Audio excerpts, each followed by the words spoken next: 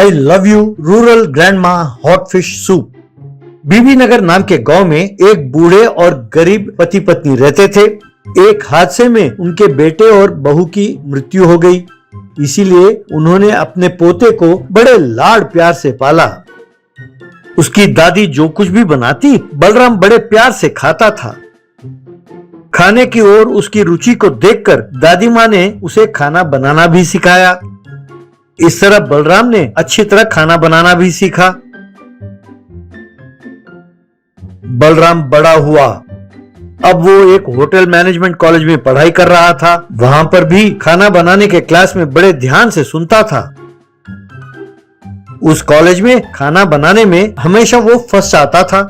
वहां पढ़ाई पूरी करके वो घर लौटा। बलराम, दादी माँ, अब मेरी पढ़ाई पूरी हो चुकी है। अब मैं कहीं भी किसी भी होटल में शेफ का काम कर सकता हूँ। आज ही मैं नौकरी के लिए अप्लाई करूँगा।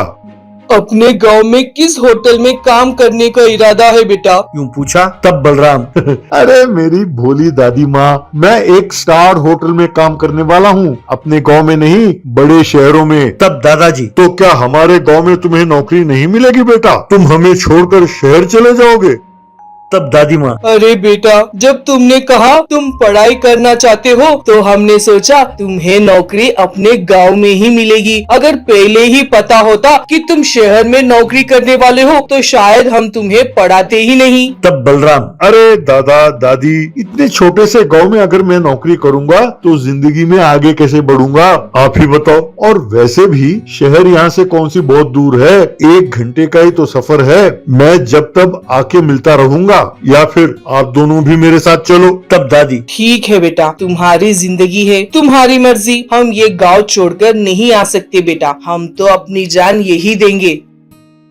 इस तरह बलराम एक स्टार होटल के इंटरव्यू के लिए गया। वहां का manager, mister Balram, continental, Chinese और अरबिक फूड के अलावा कोई देसी दाल सब्जी बनाकर दिखाओ। अगर हमें वो पसंद आया तो तुम्हारी नौकरी पक्की। बलराम ने तुरंत देसी दाल तड़का बनाया।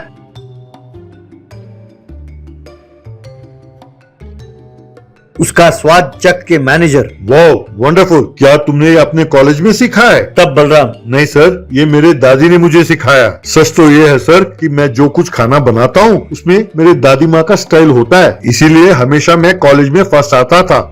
इस तरह बलराम उस होटल में शेफ की नौकरी करने लगा।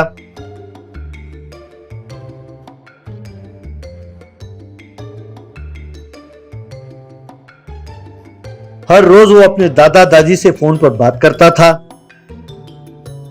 एक दिन वो अपने दादा दादी से जा मिला और फिर दादी माँ से। ये लो दादी, इसे स्मार्टफोन कहते हैं। इस फोन के द्वारा हम एक दूसरे को देखते हुए बात कर सकते हैं। वो कैसे करते हैं मैं तुम्हें सिखाऊंगा। यूं उसने वीडियो कॉल कैसे करते हैं ये सिखाया। तब से अपने दादा दादी के साथ वो वीडियो कॉल द्वारा बात करता था।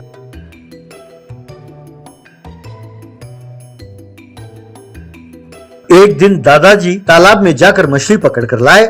वो मछली अपने पत्नी को देते हुए, अरे भगवान, इस मच्छी का फिश सूप बनाकर खिलाओ, उसे पिए हुए बहुत दिन हो गए। तब दादी, आज बदन में बहुत दर्द हो रहा है और आज तुम मुझे सूप बनाने के लिए कह रहे हो। लाने से पहले एक बार मुझसे पूछ तो लेते। ठीक है, मैं बनाती हूँ। यूं कहा तभी उनकी फोन की घंटी बजी। बलराम उनके साथ वीडियो कॉल में बात करना चाहता था। दादी माँ ने फोन उठाया और फोन पर, बेटा तू ठीक तो है ना? तब बलराम, मैं ठीक हूँ दादी, तुम क्या पका रही हो? तुम्हारे हाथ में ये मछली कैसी? तब दादी, अरे तुम्हारे दादाजी ऐसे ही काम करते हैं। अब इस उम्र में भी उन्हें स्वादिष्ट चीजें खाने के लिए चाहिए। आज मेरी तबीयत ठीक नहीं है बेटा, पर तुम्हारे दादाजी का जिद है कि मैं आज उनके लिए फिश सूप बनाकर पिलाऊं। मैं क्या करूं बेटा? तब बलराम, अरे दादी माँ, तुम्हारी तबीयत खराब है तो क्या हो गया, मैं बनाकर पिलाता हूँ ना। तब दादी माँ, तुम बनाओगे बेटा? क्या तुम यहाँ आ रहे हो?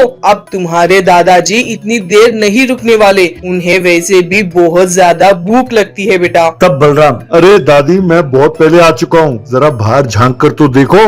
दादी माँ ने खिड़की से झांका तो उन्हें वहाँ बलराम खड़ा नजर आया।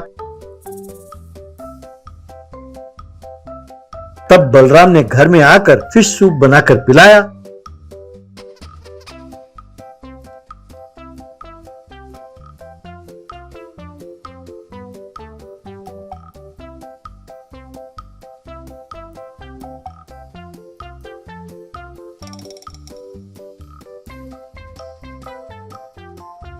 तीनों ने स्वाद का आनंद उठाया। दादाजी, अरे बिना बताए ऐसे क्यों आते हो बेटा, पहले ही खबर कर देते। तब बलराम, बिना कहे आने में ही मजा है दादाजी। तब दादी, अरे मेरा लाडला पोता, जो भी बनाता है मुझे बहुत पसंद है।